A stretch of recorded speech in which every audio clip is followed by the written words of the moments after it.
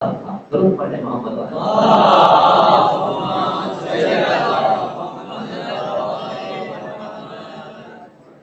آپ حضرات جانتے ہیں کہ مجلس ارباب ہمارے انتہائی عزیز سارے سباب کے لیے منعقد کی گئی ہے. بہت پیارے انسان، خوبصورت چہرہ، خوبصورت کی آنکھیں، شاداب داڑھی، بہت خوبصورت داڑھی،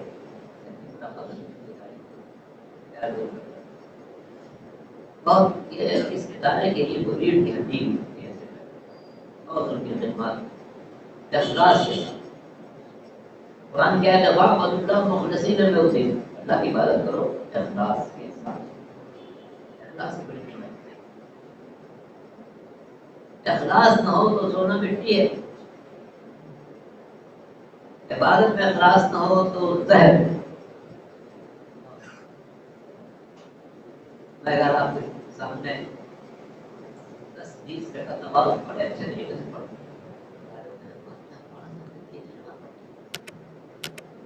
تو نہ صرف یہ کہ وہ ساری نماز میری باطل ہوگی، قیامت میں اسی پر مجھے سزا ہوگی.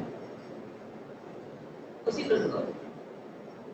آپ مجھے بھی کس بات کی سزا ہے؟ چوری کی ہے، ڈاکہ ڈالا ہے، ہیرا پھیری کی ہے، فریب کیا ہے؟ نہیں. وہ جو نماز بڑی خوبصورت بنا کے بندوں کے لیے پڑھ رہے تھے، یہ اس کی سزا ہے. اخلاص نہیں ہے. اخلاص نہیں ہے تو عبادت نہیں ہے. عبادت نہیں ہے تو شرک. اس کو شرک یا خبری کہا. اخلاص حدیث کا ہے کہ اخلاص بہت کم ہے. اور مکتب اہل بیت سے بیٹھی بہت موقع سارے بچے جو یہاں جوانان کام کرتے ہیں بڑے اخلاص کے ساتھ، بڑی محبت کے ساتھ بچوں کو بھی تعلیم دیتے ہیں. ہم کبار سلسلہ بڑوں کے لیے رکھتے ہیں. بڑی محنت ہے. باغیچی کے ساتھ یہ بڑے کام کو انجام دے رہے ہیں. پہلے چھوٹے کپڑے میں کیا ماشاء اللہ میں اور یہاں سب کا سلسلہ جاری. یہ نیکیاں کبھی ضائع نہیں جائے گی. انسان دنیا سے کیا لے کر جائے گا؟ کوئی بات نہ کرو، چھٹے امام حضرت سے جاؤ بڑے صالح رہے.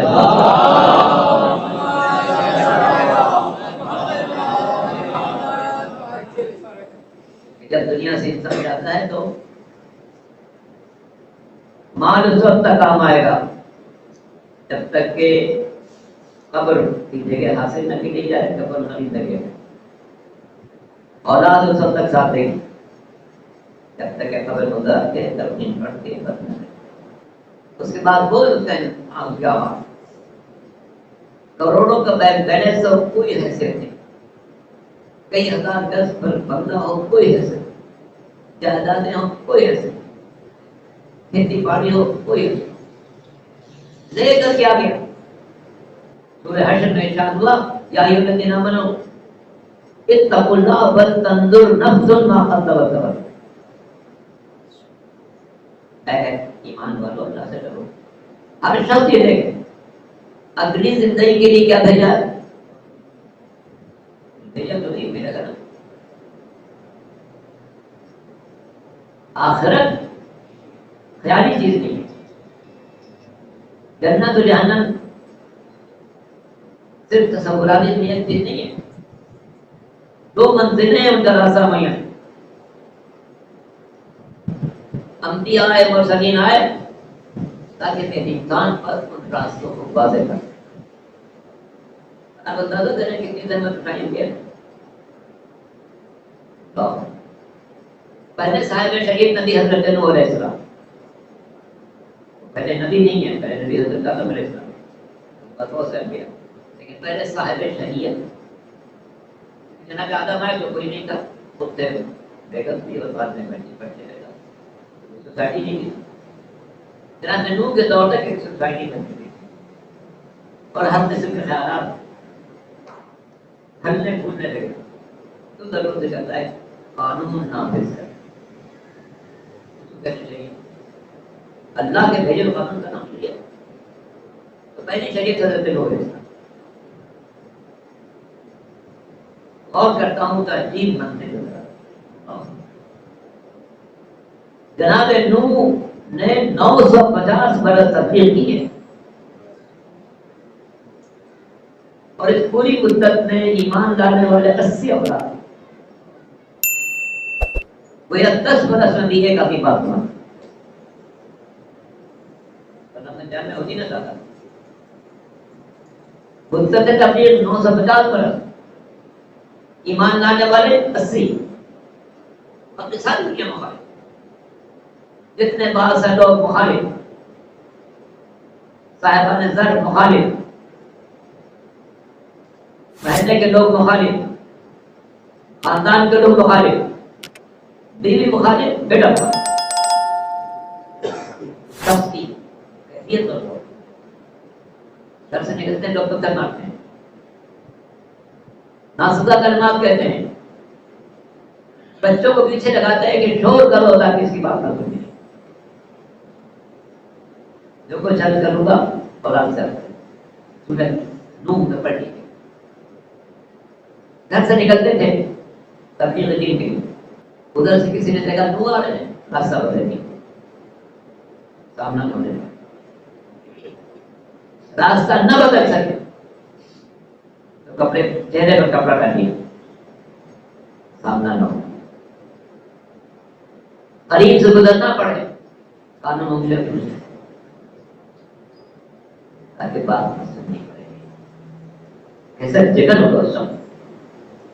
ہم لوگ جب مجلس پڑھنے آتے ہیں، اگر ایک رسل ہر مہینوں سے میں رف سے دیکھ رہا ہوں، کبھی ہمت ہوگی دوبارہ نہیں۔ 950 برس یہ بندہ اس محنت کو، اس زحمت کو برداشت کر رہا ہے، اس میں ہم سب کے لیے پیغام حق کی بات پہنچانے کے لیے ہر زحمت برداشت کرو۔ اسی لیے کہا گیا علماء ورثۃ الانبیاء، علماء انبیاء کے وارث ہیں، کس سے وارث ہیں؟ فضائل میں بھی، مشکلات میں بھی۔ یاد رکھنا چاہیے کہ جو مشکلات انبیاء و مرسلین کو پیش آئیں وہ ہم سب کو پیش آئیں۔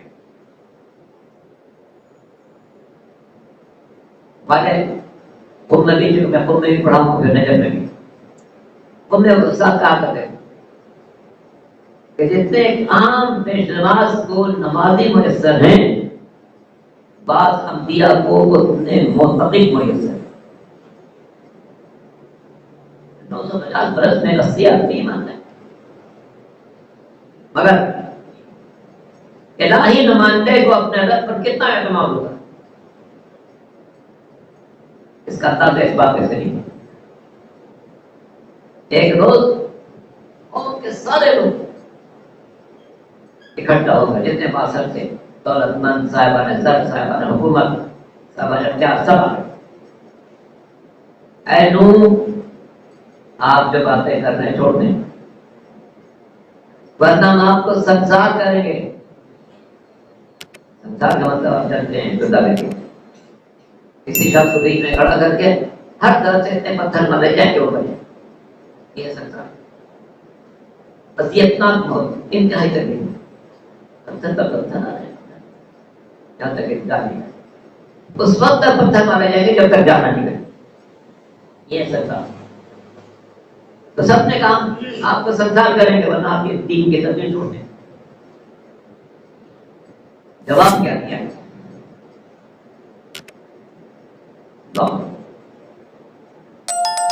سورہ یونس آیت نمبر 71۔ جناب نوح نے ان تمام لوگوں سے جو آئے تھے مل کر ایک بڑا جتھا بندہ، کیا آپ تبلیغ نہیں چھوڑے ورنہ ہم آپ کو ختم کر دیں گے، پتھر مار کے ختم کر دیں۔ جناب نوح نے جواب دیا، سورہ یونس آیت نمبر 71، اے لوگوں، اپنے ساری طاقت جمع کرو، اپنے شرکا کو بھی اکٹھا کرو، اچھی طرح غور کرو، بلا جھجک میرے پر حملہ آور ہو جاؤ، دیکھو میرا اللہ میری مدد کرتا ہے۔ یہ ہے اپنے رب پر اعتماد۔ درود پڑھنے محمد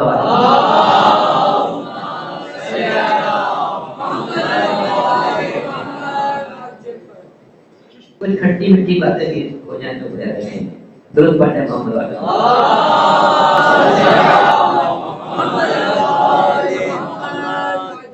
یہ جو آیتیں میں نے پڑھی ہیں، سورہ اعلیٰ کی آیتیں ہیں، جب تلاوت کرتے ہیں تو جانتے ہی ہیں، جو نہیں جانتے وہ اتنا تو جانتے ہیں کہ سال میں 2 نمازیں ایسی جن میں سورے پڑھے جاتے ہیں، نماز عید الفطر اور نماز عید الاضحیٰ، عید اور بقرعید دو نماز میں یہ سورہ ضرور پڑھے گا. پہلے کہ سورہ اعلیٰ تو اس میں سورہ شمس، اس کے سورہ اعلیٰ کیا ہے بات درس کر دو، درود پڑھ لیجیے محمد والا.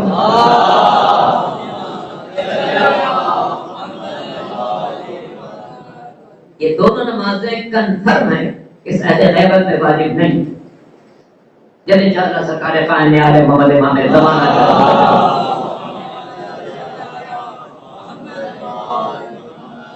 تشریف لائیں گے تو یقیناً پڑھیں گے، مگر اس عہد غیبت میں کنفرم ہے کہ واجب نہیں. اور نماز صبح کنفرم ہے کہ ہر فرد پر ہمیشہ واجب ہے. جب آپ بتائیں نہیں تو پھر تو سامنے کی بات. نماز صبح کنفرم ہے کہ ہر شخص پر ہمیشہ واجب ہے، اور یہ بھی کنفرم ہے کہ نماز عید اور نماز بقرعید اس عہد غیبت میں کسی پر واجب ہے. لیکن کیا آپ نے دنیا میں کسی شیعہ مسجد کو ایسا دیکھا ہے کہ صبح کے نماز کے لیے لوگوں کا رش چلا رہا ہو؟ دیکھا آپ نے؟ میں تو ساری دنیا میں گھوم کے نہیں دیکھا.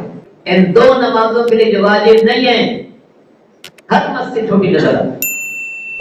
اکثر مسجدوں میں 2 نماز ہوتی ہے، اسرائیل میں 2 بھی ہوتی ہے، بابرین میں ہوتی ہے، سجادی میں ہوتی ہے، انجوری میں تو کئی مرتبہ ہوتی ہے. میں نے خود بہار میں 3 دفعہ پڑھائی، شکاگو میں 3 دفعہ پڑھائی، لندن میں 3 دفعہ پڑھائی. جو نماز واجب نہیں ہے اس میں مومن کا اتنا رش، اور جو نماز اب واجب ہے اس کے لیے مسجد بھی رہا. میں ملتان میں تھا، ایک شخص ابھی دنوں کی بات ہے، میں جس کے لیے کیا ہوا تھا حیران ہوا. لوگوں نے کہا کہ صبح کی نماز آپ پڑھ لیجیے. ٹھیک ہے پڑھ لوں. گیا نماز پڑھا دی، اور جیسے آپ تک ہوتا ہے 12-14 وہاں کا جو مؤذن تھا اس نے کہا کہ شکر ہے آج کی نماز میں 10 آدمی سے زیادہ تھے. کہ جماعت نے لکھا ہوا کہ اگر 10 آدمی سے زیادہ ہوں تو اس کا ثواب بچتے ہی نہیں پاتے. آج کا مہمان ہے اس لیے 10 آدمی سے زیادہ ہے، ورنہ میں انتظار کرتا رہتا تھا کوئی ایسا دن آئے کہ صبح کی نماز میں 10 آدمی. درود پڑھتے محمد.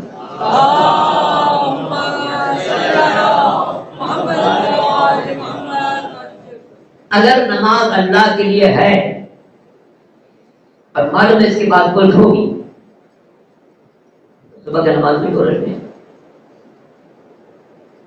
عید کی نماز کنفرم ہے کہ واجب نہیں ہے، کوئی نہ پڑھے ہر کے سوال ہے.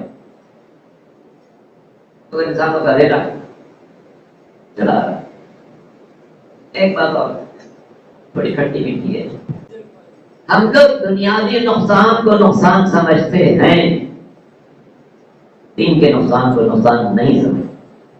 یہ بہت کم سمجھتے. دنیا کے نقصان کو بہت سمجھتے ہیں، دین کے نقصان کو جو خاص نقصان نہیں. مثلا چھٹی کا دن تھا، میں نے کہا کہ آج گھر والوں کے سبزی لے کے آؤ. تو جیب میں 2 نوٹ 100 کے لے لیے. بیٹھے میں سبزی والا بیٹھا ہے، جائیں گے سبزی خریدیں. سبزی پسند کی اس نے کہا کہ 160 روپئے. بولا اس نے کہا 160. میں نے جتنا ہے 160 روپئے کا دے. دیکھا ایک نوٹ موجود ہے، ایک موجود نہیں.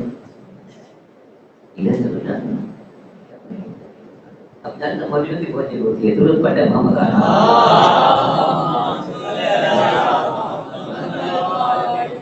اوپر نیچے دائیں بائیں کتے کی جیب پتا پہ جو نکالتا یہ کیا ہوتا ہے.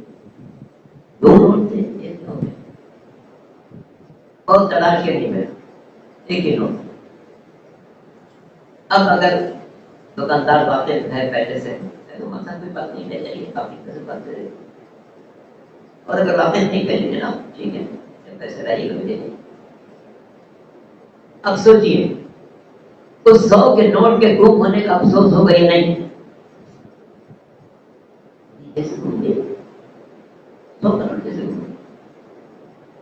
یقیناً افسوس ہوگا. آپ کو نہ ہو امیر آدمی ہے مجھے تو ہوگا. 100 کے نوٹ کا گم ہو جانے کا یقیناً افسوس ہوتا ہے. لیکن کیا صبح کی نماز کے قضا ہو جانے کا اتنا افسوس ہوتا ہے؟ شاید کوئی ہو. شاید ایسے لوگ ہوں اگر بہت کم جن کو صبح کی نماز کے قضا ہو جانے کا نہیں افسوس ہو جتنا 100 کے نوٹ کے گم ہو جائے. لیکن اگر 100 کے نوٹ کے گم ہو جانے کا افسوس ہے اور صبح کی نماز کے قضا ہونے کا افسوس نہیں ہے اس کا مطلب اپنی نماز کو 100 نوٹ کے برابر بھی نہیں سمجھا. کہ 100 کے نوٹ سے آگے کام کیا کم ہوتا ہے؟ ایک چائے بسکٹ پینا ختم. اس کا مطلب ہے کہ دنیاوی نقصان کو نقصان سمجھتے ہیں آخرت کے نقصان کو نقصان نہیں. بندہ مومن کا فرض ہے کہ آخرت کے پیش نظر رکھے. جہاں کہ عالم ہے کہ من یعمل مثقال ذرۃ خیرا یرہ ومن یعمل مثقال ذرۃ شرا یرہ. ذرے کے برابر نیکی ہے تو وہ بھی سامنے آئے گی. ذرے کے برابر برائی ہے تو وہ بھی سامنے آئے گی. ذرہ اتنی چھوٹی چیز ہے ہاتھ پر کے بدن نہیں محسوس ہوگا مگر نیکی اگر ذرے کے برابر ہے وہ بھی سامنے آئے گی. برائی ذرے کے برابر ہے تو سامنے آئے گی. حساب کرے انسان کی تقریر کیوں ہوئی؟ تبارک الذی بیدہ الملک الذی خلق الموت والحیات لیبلوکم ایکم احسن عملا. اللہ دیکھنا چاہتا ہے کہ تم میں سے نیکی میں کون آگے بڑھا. اگر میری عمر 70 سال ہے مثلا مجھے سوچنا چاہیے کیا میرے نام اعمال میں 70 ایسی نیکیاں ہیں جو میں خدا تعالیٰ کی بارگاہ میں پیش کروں کہ پانے والے تو نے 70 سال کی زندگی دی تھی کہ 70 نیکیاں لے کر آیا. اگر ہیں تو میں خوش قسمت ہوں کم از کم میں نے سال میں ایک نیکی تو کمائی. اندازہ کب ہوگا اولائے کائنات امیر المومنین علی ابن ابی طالب علیہ السلام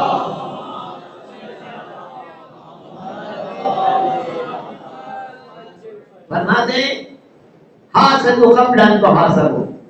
اپنا حساب خود کر لو قبل سے کہ یوم حساب آ جائے. فإن اليوم عمل ولا حساب وغدا الحساب ولا عمل. آج عمل کی آزادی ہے حساب نہیں لیا جاتا.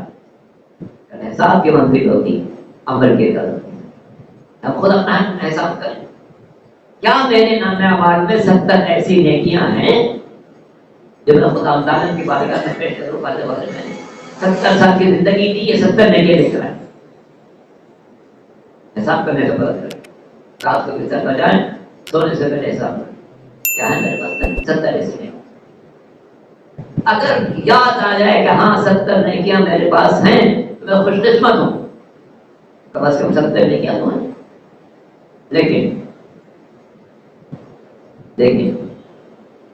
اگر 70 سال کی زندگی میرے پاس 70 نیکیاں ہیں اس کا مطلب میں نے سال میں صرف ایک نیکی کمائی ہے جبکہ سال میں ہوتے 365.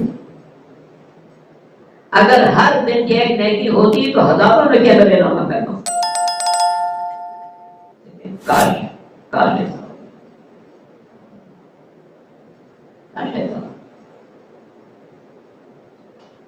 انسان حساب کرے. آج حساب کی زندگی ہے عمل کی زندگی ہے بس کچھ خود اپنا حساب کر کتنی نیکیاں پیش کر. پیدا ہوا نیکیوں کی خلق الموت والحیات لیبلوکم ایکم احسن عملا. دیکھنا چاہتا ہے کہ تم ایسے نیکی بھی بہت آگے بڑھو. نیکی میرے پاس عزیزان محترم جنت اور جہنم قطعاً خیالی چیزیں نہیں ہیں، بلکہ جیسے شاعر نے کہا عمل سے زندگی بنتی ہے، جنت بھی جہنم بھی، یہ خاکی اپنے فطرت میں نوری کے ناری، پیدائشی طور پر کوئی جہنم ہی نہیں ہے، معصومیت کے علاوہ پیدائشی طور پر کوئی جنت ہی نہیں، معصومیت کی بدل خاطر کے بنائے ہوئے لوگ ہیں آئیڈیل بنی ہو انسان کے، کیونکہ آئیڈیل ان سے اس دل سے گناہ نہیں ہو سکتا، ورنہ وہ کیسا گناہ بنے گا، ان کا آئیڈیل ہونا ہی علامت ہے کہ وہ ان سے گناہ نہیں،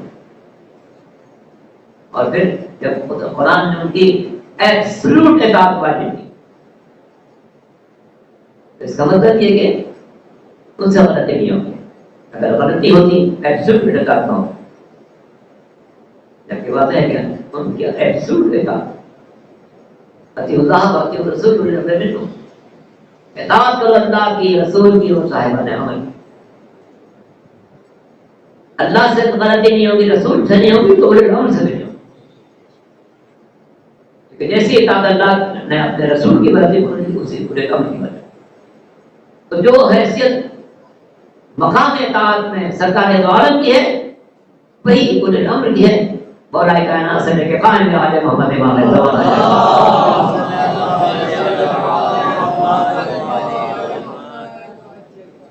آئیڈیل نہیں کو بنایا، کائنات میں سب سے ممتاز زیادہ زحمت نہ ہو، ملت جعفریہ کو اللہ نے بہت سے امتیازات دیے، اور میں پہلی سامنے کی بات، ہمارے ان میں تعلیم ہمیشہ مرکز علم رہے ہیں، ہر دور کے محدثین مفسرین فقہاء متکلمین علم حیات کے چاہنے والے، علم کلام کے چاہنے والے، آسمانوں کی باتیں سمجھنے والے کہاں حاضر ہوتے ہیں؟ مولا کائنات امیر المومنین ابی طالب،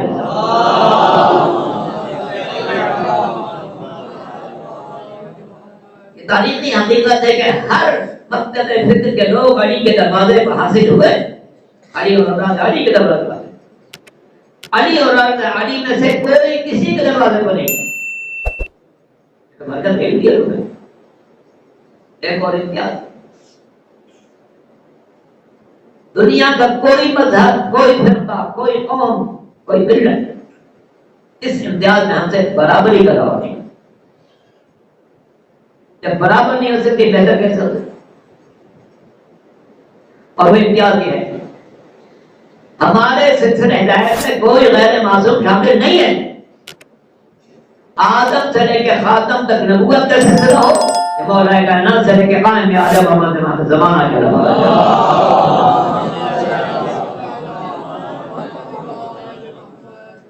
ہمارے سلسلے ہدایت میں کوئی غیر معصوم، بلکہ وہ معصومین ہیں ایسے پاک و پاکیزہ، ایسے مطہر، ایسے منزہ، ایسے بے عیب، قاتل قتل کر سکتا ہے، دامن پر دھبا تلاش نہیں کر سکتا، امیر شام نے قسم کھا کر کہا، بدترین دشمن آل محمد، اس نے قسم کھا کر کہا واللہ ما وجدت فی الحسین نقصا، خدا کی قسم میں نے حسین میں کوئی کمزوری نہیں تھا، قاتل ہے جو قتل کرنے والا ہے، گھر کو لوٹنے والا ہے، پورے خاندان کو تاراج ہے، اعتراف کرتا ہے کہ واللہ ما وجدت فی الحسین، خدا کے قسم میں نے حسین میں کوئی کمزوری نہیں، تو آل محمد کو اللہ نے آئیڈیل بنایا ہمارے، اور وہ ایک نعمت عظمیٰ ہے، انشاءاللہ خدا تعالیٰ ہم سب کو کربلا نجف کی زیارت نصیب کرے، روزے کو پڑھیں گے مولا کے تو کیا پڑھیں گے؟ السلام علیکم یا نعمت اللہ علی الابرار، آپ پر سلام و مولا، آپ سارے نیک بندوں کے لیے اللہ کے نعمت بن کر آئے تھے، لج کے درود پڑھتے محمد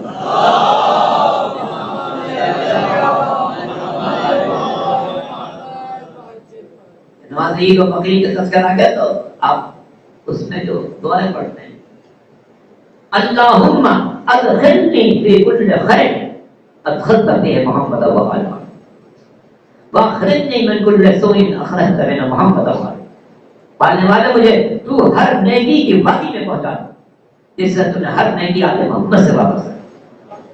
اور اے پانے والے تو مجھے ہر برائی سے دور کر دے جس سے تم نے ہر برائی کو آل محمد سے دور.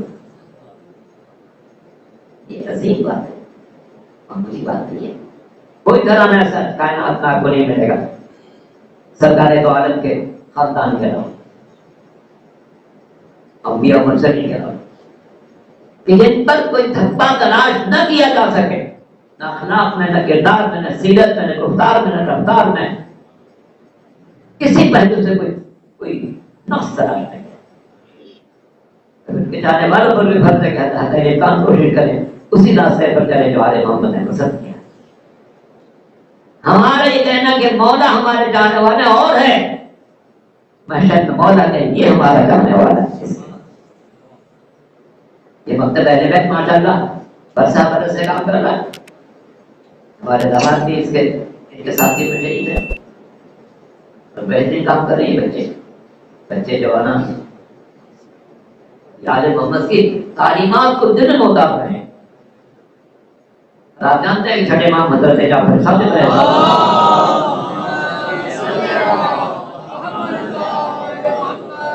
فرمایا کہ ہماری ذات بے نور ہے، بات بے نور ہے. ہمارے کلام سے دلوں کو منور کر. مکتب اہل بیت کے جوانان کوشش رہے ہیں انشاءاللہ آل محمد کی تعلیمات سے نسل نو کے دلوں کو منور کیا جائے. غیر معمولی خدمت، غیر معمولی خدمت ہے. زندگی جعفر ایک امتیاز ہے، علم ہمارا امتیاز ہے. مولا کائنات امیر المومنین علی بن طالب علیہ السلام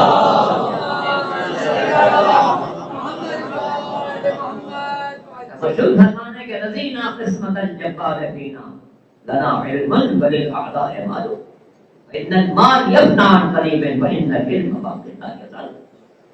مولا فرماتے ہیں کہ اللہ کا احسان ہے کہ اس نے ہمیں علم دیا، غیروں کو مال دے. وإن المال يفنى عن قریب، اس کے بعد اور خلیفہ نہ ہو جائے. وإن العلم باق لا يزال، لیکن علم وہ دولت جس کے لیے کبھی زوال نہیں. علم ہے جسے کبھی دعا دیا. اور ماشاءاللہ یہ برکت مسلسل نسل نو تک علم کی باتوں کو پھیلانے کی کوشش کریں. یعنی اس بھائی کو اللہ تعالیٰ جنت کی نعمتوں سے سرفراز کرے. اس ادارے کا ستون ہے، وہ ایک ستون ہے بڑا مضبوط، بڑی خدمات ہے. علم میراث ہے ہماری. انسان اول کے سر پر جو تاج رکھا گیا وہ علم کا تاج تھا. جس وقت اللہ تعالیٰ آدم کو زمین پر بھیج رہا تھا کہہ سکتے تھے کہ ساری زمین کے بادشاہ تمہارے، زمین کے سارے خزانے تمہارے، سارے مادے ہیں تمہارے، سارے جواہر تمہارے. نہیں، وہ چیزیں فنا ہو جانے والی ہیں. انسان کو اس کی قیمت بتائی گئی. وَعَلَّمَ آدَمَ الْأَسْمَاءَ كُلَّهَا، آدم کو علم دے کر. اور یہ تاریخ کی حقیقت مولا کائنات کا جملہ سب کا سنا ہوا ہے. سلونی قبل ان تفقدونی فإنی أعرف بطرق السماء من طرق الأرض. مجھ سے پوچھ دو قبل اس کے تمہارے درمیان موجود نہ ہو، اس سے کہ میں جتنا زمین کے راستے جاتا ہوں اس سے زیادہ آسمانوں کے راستے. اس میں پیغام تھا کہ دیکھو ایک وقت آئے گا جب لوگ اور آسمانوں کے راستوں کا پتہ چلے. آج تو سائنسداں سیٹلائٹ بھیجتے ہیں، ان کی روٹ معین کر دیتے ہیں. اس سے روٹ معین نہیں کریں گم ہو جائے گا. قرآن مجید میں آیت ہے السماء ذات الحبک، قسم آسمان کی جس میں راستے ہیں. تو قرآن ثابت نے کہا کہ آسمانوں میں راستے ہیں، اور قرآن ناطق نے کہا ان راستوں کا سب سے زیادہ جاننے والا کوئی اور نہیں ہے علی ابن ابی طالب علیہ السلام.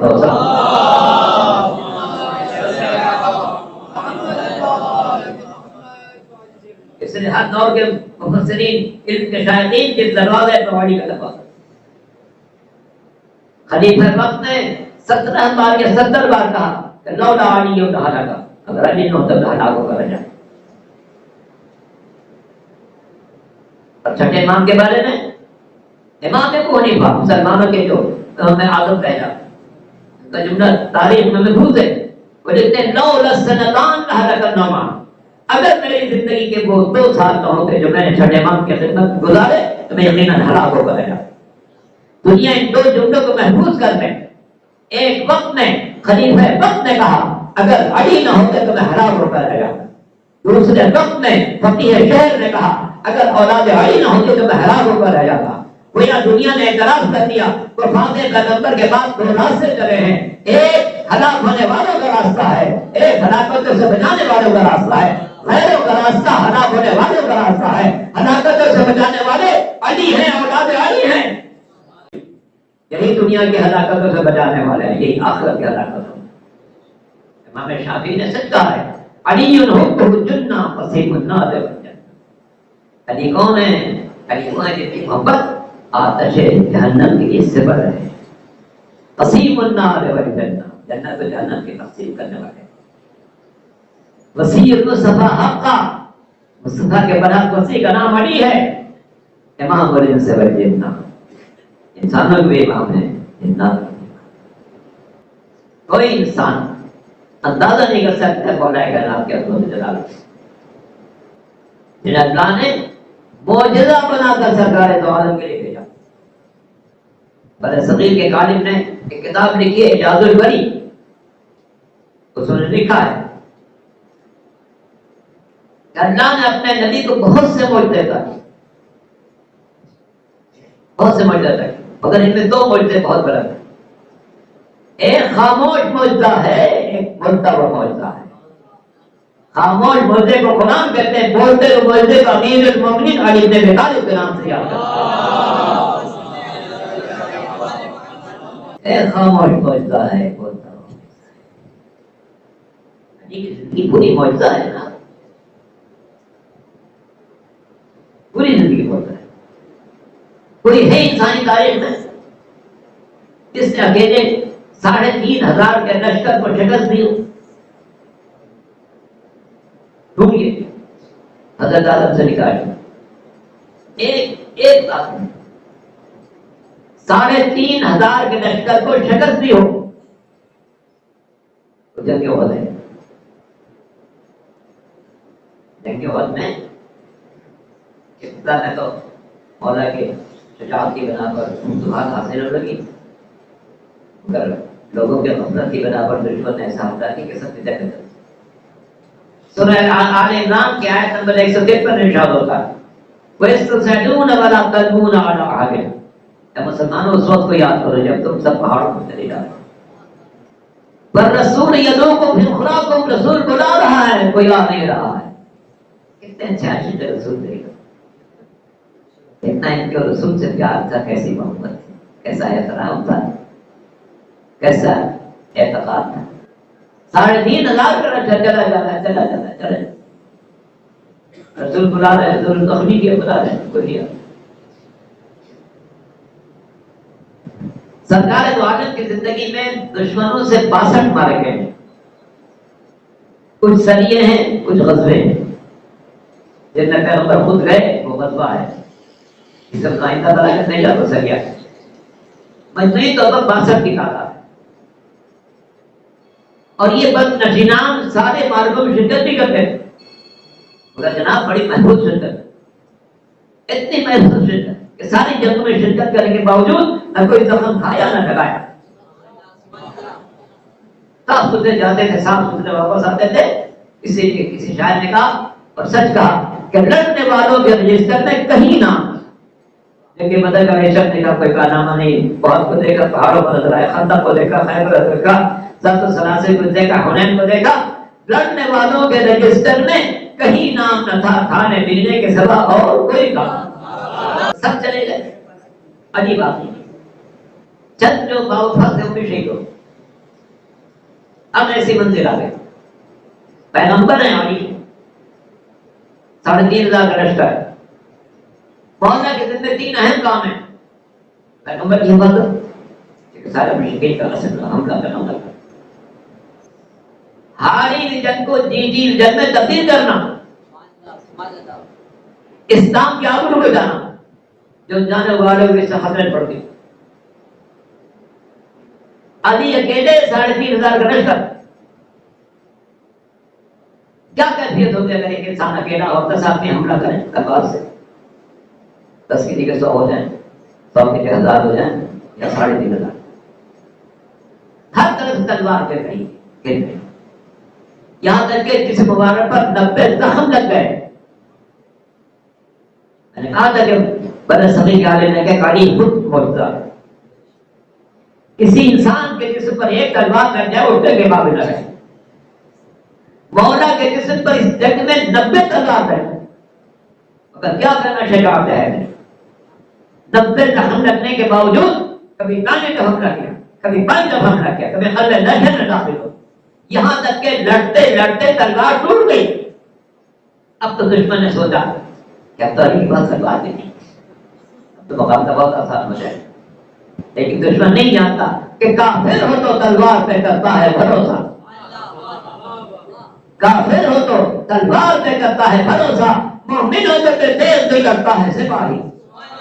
جب مومن پہ تیز لگتا ہے تو گل ایمان اس سے لڑنے کی کیا ٹھام، جب مولا کے پاس تلوار پہ نہ رہی لڑنے کا نیا انداز لگتا ہے، جو مشرک سامنے آتا اسے پکڑتے فتح پہنچاتے، اس کے پیچھے دوسرے مشرک کو اٹھاتے، اس کے پیچھے تیسرے مشرک کو اٹھاتے، یہ مشرکین فتح میں ٹکراتے جاتے، گرتے جاتے، بچتے جاتے۔ افلاک میں آواز بلند ہوئی، لا فتح الا علی، لا سیف الا ذو الفقار، کوئی جوان نہیں علی کے سوا، کوئی تلوار نہیں ہے ایسی بھرپور جنگ کہ 3,500 کا لشکر بھاگنے پر مجبور ہو گیا۔ سردار لشکر جب بھاگنے لگا اور کہا کہ بھائی چلو، تو کہتے اچھا 3,500 لڑی اکیلے، اس نے کہا لڑی نہیں لڑ رہے ہیں، اللہ کی تلوار لڑ رہی ہے، کوئی بچ نہیں سکے۔ میں نے عرض کیا تھا کہ انسانی تاریخ میں آپ کو کوئی اور ایک ایسی شخصیت نہیں مل سکتی جس سے اکیلے ہوتے ہوئے 3,500 کے لشکر کو شکست ہو، سوائے حلال مشکلات مولا کائنات اسد اللہ الغالب غالب علی کل غالب امیر المومنین علی بن ابی طالب علیہ السلام۔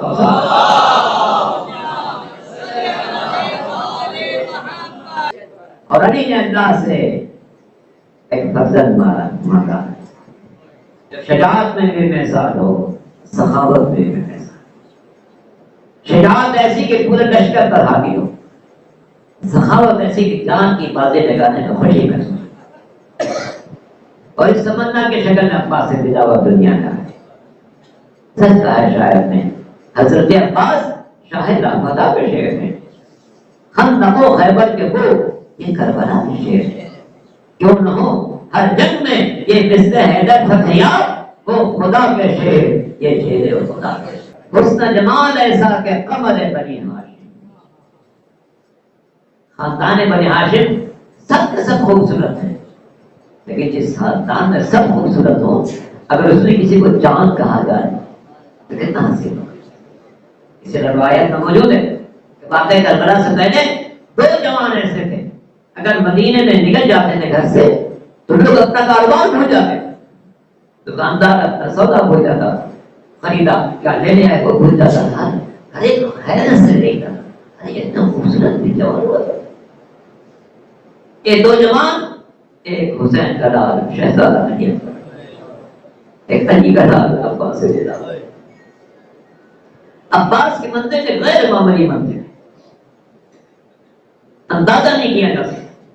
عباس سے انصار حسینی کو 1880 طرف بڑھتا ہے لشکر کے ساتھ، بچوں کو 1880 ہمارے لیے پانی لانے والا ہوتا ہے، خواتین کو 1880 ہمارے پردے کا بہانا دیتا ہے، حسین کے کمر پر دودھ تھی کہ قوت بازو دیتا ہے۔ کیسا وقت ہوگا جب جناب عباس آئے امام کے پاس، مولا سے جانتے ہیں مولا صبح سے دیکھ رہا ہوں آپ کے ساتھی جا چکے، انصار جا چکے، آواز جا چکے، اب تو گود کے پانے جا رہے ہیں، کیا مجھے اجازت نہیں ملے گی؟ امام نے فرمایا عباس تم تو میرے لشکر کے سردار ہو، تو نظر یمین نظر شمال ایک مرتبہ تاہیر کر دیکھا، پھر پائی کر دیکھا، آقا کا لشکر کہاں ہے جس کا یہ سردار بنایا گیا؟ جہاں لشکر جا چکا وہیں سردار لشکر کبھی۔ امام نے فرمایا اچھا اگر جانا چاہتے ہو مشکل سکینہ لے کر جاؤ، بچے پڑھتے ہیں سب کیسے ہیں، جناب عباس شہزادی زینب کے حیدر کے دروازے پر آئے، آ کر گزارش کی ہے شہزادی مشک سکینہ دے دی۔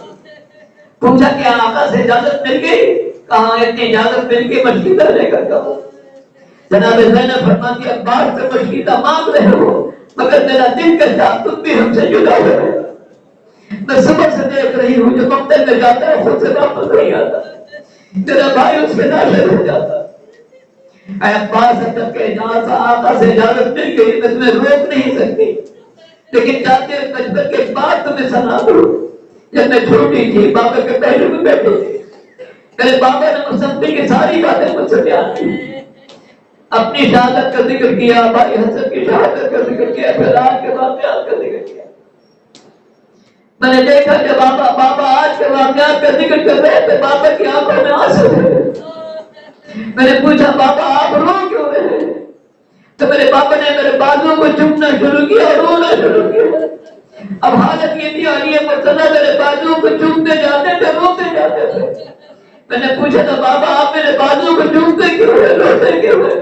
فرمایا بیٹی ایک وقت ایسا آئے گا تیرے بازو میں رسی باندھ ہو جائے گی۔